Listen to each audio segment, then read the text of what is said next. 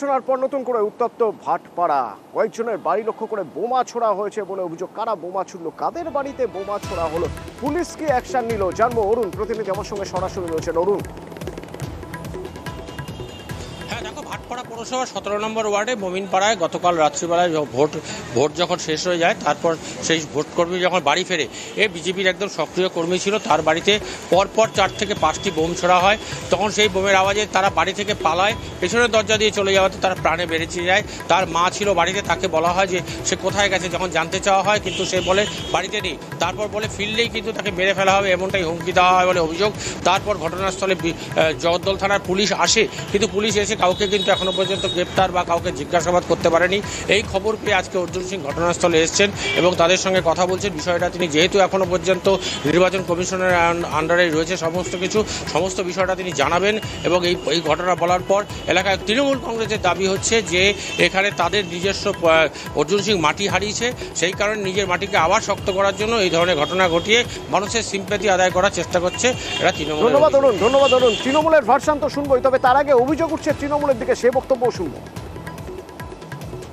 घर में बम फेंका है, कितना बम फेंका? 4 बम फेंका है सर।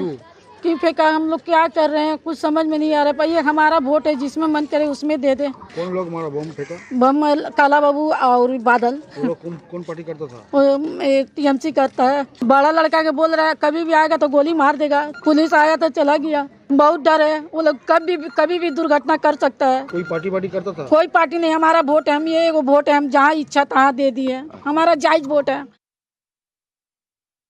যখন অর্জুন সিং এর সব কাহিনী শেষ হয়ে গেছে, নিজে কেন্দ্র বাহিনীকে আর আমার প্রোটেকশনের জন্য, যেহেতু আমার আর কিছু না, আমি প্রোটেকশনের জন্য এইসব নিজের লোক থেকে বম চালিয়েছে, চালের উপরে বম ফেলাচ্ছে আর বদনাম করছে তৃণমূল কংগ্রেসকে।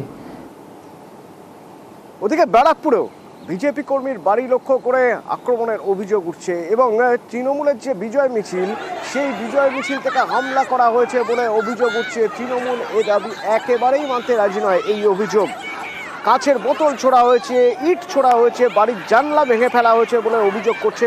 এবং কার বাড়ি না বিজেপি কর্মীর বাড়ি, কিন্তু এই অভিযোগ সম্পূর্ণ অস্বীকার করছে তৃণমূল।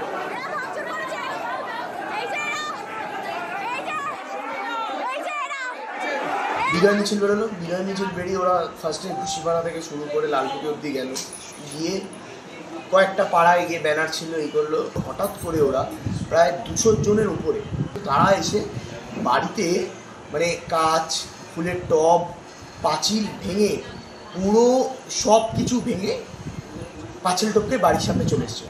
আমাকে আর বাবাকে পাইনি, যদি পেত তো আমাদের মেরেই ফেলতো। আমাদের প্রত্যেকটা বিজেপি কর্মী নিরাপত্তা বোধ অভাব এখন করছে। আমার সাথে পার্থভৌমিকের কথা হয়েছে, কোনো মানুষেরই যাতে কোনো রকম আতঙ্ক না থাকে, কারণ গণতন্ত্রের দেশে রাজনীতির ব্যক্তিগত স্বাধীনতা সকলেই থাকতে পারে, কে কোন পার্টি করবে তার ব্যক্তিগত ব্যাপার, সেই জন্য তার বাড়ি আক্রমণ হবে এটা মোটেই ঠিক নয়। ওই বাড়িতে যাব, কি হয়েছে না হয়েছে দেখে এবং যথাযথ যা ব্যবস্থা নেওয়ার আমরা নেব।